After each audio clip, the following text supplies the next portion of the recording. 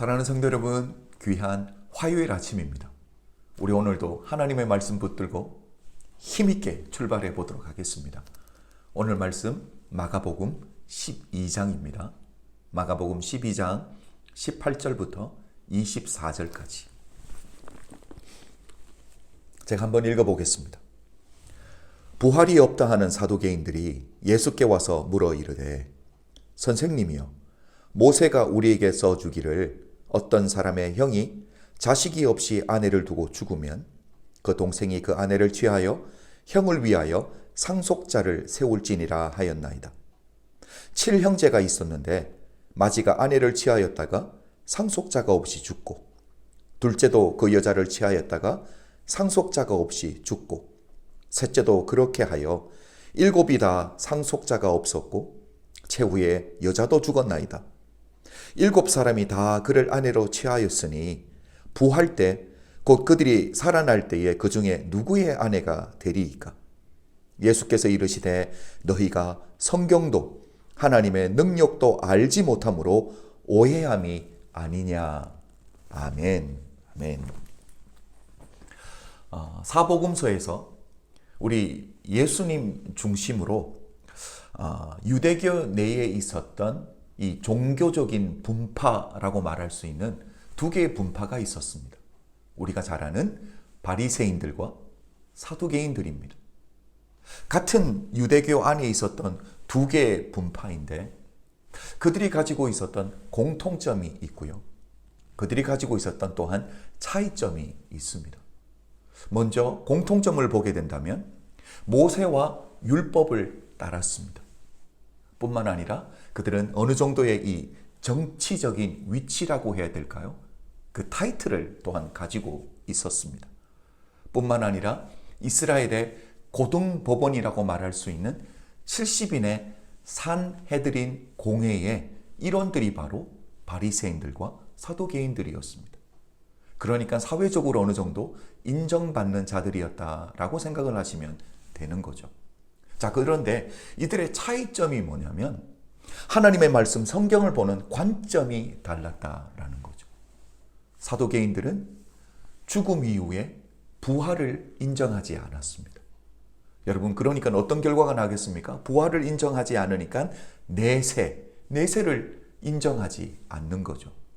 그런데 바리새인들은 어떤가라고 보면 바리새인들은 죽음 후에 개인이 자기의 삶에 상응하는 내 삶의 열매를 통해 받는 하나님의 보상뿐만 아니라 처벌이 있다고 믿었습니다. 그리고 영적인 세계를 믿었습니다. 바리새인들은 영적인 세계를 믿지만 사두개인들은 영적인 세계를 인정하지 않았다라는 거죠. 자, 오늘 본문을 들어갑니다. 사두개인들과 바리새인들의 차이점을 이해하고 오늘 본문을 보실 수 있어야 돼요. 사두개인들이 우리 주님과 논쟁을 하고 있는데 이들이 주님과 논쟁하기 위해서 꺼내들었던 타픽이 무엇이냐라는 거예요. 여러분, 그들이 꺼내들었던 타픽만 봐도 예수님께 뭔가를 배워보기 위한 겸손한 자세로 찾아왔던 게 아니라는 것을 금방 알 수 있습니다. 그들은 단지 논쟁을 위한 질문을 하고 있었다라는 거죠. 자, 일단 내용은 접어두겠습니다. 우리가 금방 읽었지만 내용을 접어두고 타픽만을 보면 타픽이 뭡니까? 죽음 이후 내세의 이야기를 하고 있습니다. 이게 이미 우리에게 이해가 되지 않는 부분이죠. 앞에서 제가 사두개인들은 바리새인과 차이점을 이야기하면서 죽음 이후에 부활을 믿지 않는다라고 했습니다. 내세를 인정하지 않는다 그랬습니다.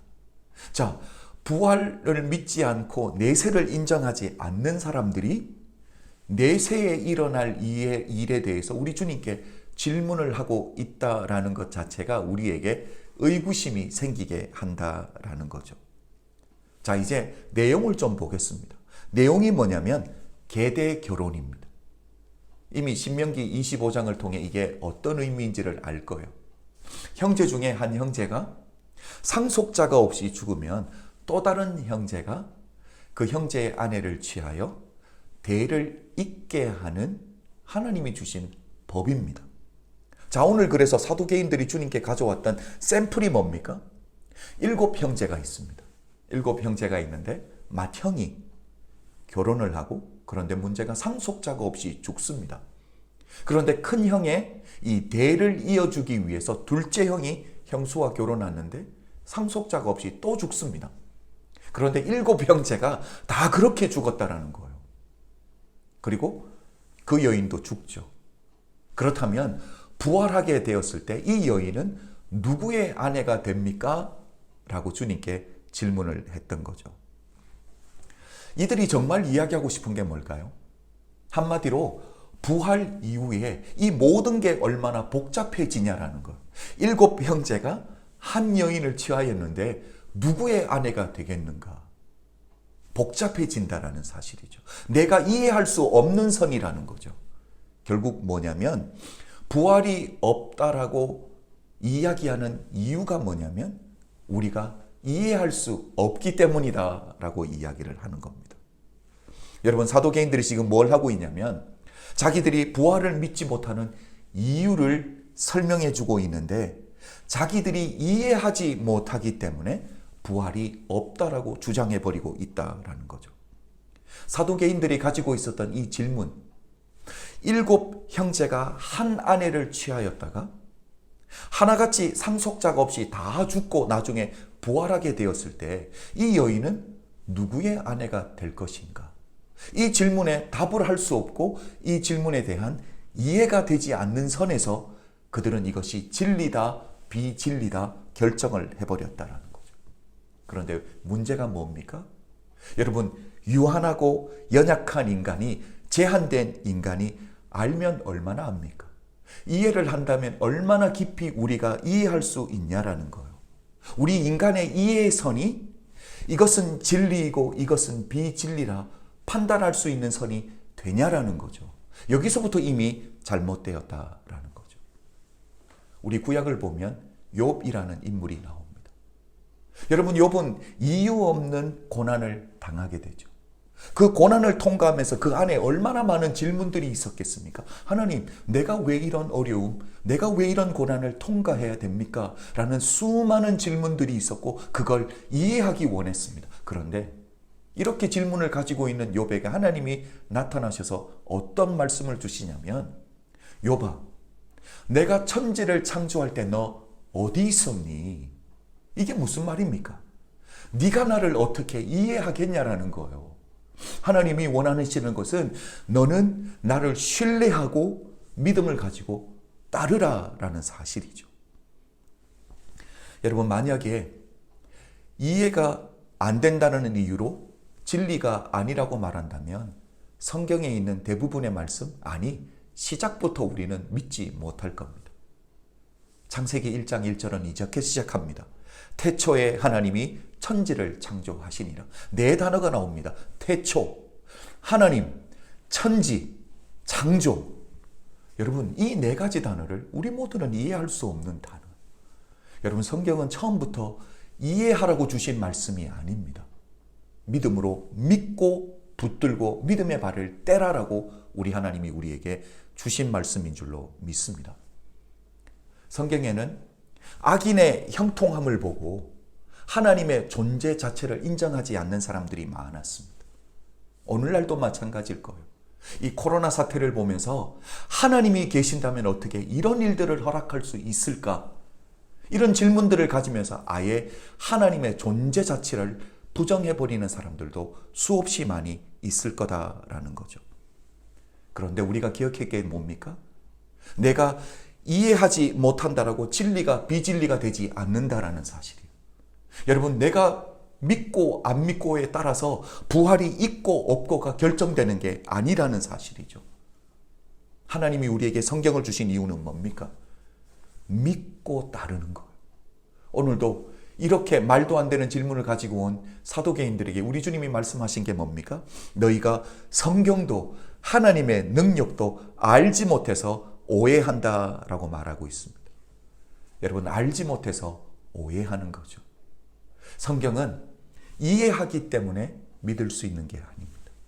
성경은 믿고 믿음의 발을 떼고 순종하면 그때 하나님이 우리로 하여금 받아들이게 하시는 은혜가 있다라는 사실입니다. 오늘 사도계인들을 통해서 볼 수 있는 우리 인간의 연약함이 뭡니까? 내가 이해할 수 있는 선에서만 용납하려고 하는 우리의 부족함이 있다라는 사실이죠. 여러분, 우리가 하나님의 뜻을 어떻게 다 이해할 수 있습니까? 우리가 어떻게 하나님의 말씀을 다 이해하고 믿을 수 있겠습니까? 우리 때로는 이성적인 부분을 내려놓아야 될 때가 있습니다. 때로는 논리적인 부분을 내려놓아야 될 때가 있습니다. 하나님의 말씀을 있는 그대로, 주시는 그대로 감사하며 받을 수 있는 우리 은혜교회 모든 성도님들이 되시길 주님의 이름으로 부탁합니다. 여러분, 오늘도 새 하루가 시작되었습니다. 하나님의 말씀과 능력을 붙잡고 지금도 신실하게 일하시는 하나님을 온전히 붙듭시다. 여러분, 주를 위해, 하나님의 나라를 위해 우리가 헌신하고 드렸던 그 모든 것, 우리 하나님이 결코 땅에 헛되이 떨어지지 아니하고 우리 하나님이 기억하셨다가 상으로 갚아주신다고 말씀했습니다. 그 하나님을 의지하고 그 하나님의 말씀을 붙들고 여러분, 우리는 하나님의 말씀을 순종하고 나아가는 믿음의 사람이 되어야 될 줄로 믿습니다. 우리를 향한 하나님의 뜻은 선하십니다. 시작한 것이 있으면 결국 끝나는 날이 있을 거예요. 그래서 우리는 하나님의 얼굴을 구하고 기도하는 예수의 사람이 되어야 될 줄로 믿습니다. 기도드리겠습니다. 아버지 하나님, 오늘도 우리에게 말씀 주신 것 감사합니다. 우리는 우리의 이해의 선을 넘어서서 하나님이 주시는 그 말씀을 아멘으로 받아들일 수 있는 하나님의 사람들이 되게 하여 주시옵소서. 그리고 그 말씀이 우리에게 생명되며 그 말씀이 오늘도 우리 사랑하는 성도님들이 이 세상을 살아드릴 때에 우리 발에 등불 되게 하여서 어느 누구도 아버지 하나님 실족하여 넘어지지 않는 하나님의 사람들로 세워 주시옵소서. 감사드리며 예수님 이름으로 기도드렸습니다. 아멘. 사랑하는 성도 여러분, 저는 내일 다시 하나님의 말씀을 가지고 찾아뵙도록 하겠습니다. 감사합니다. 화이팅!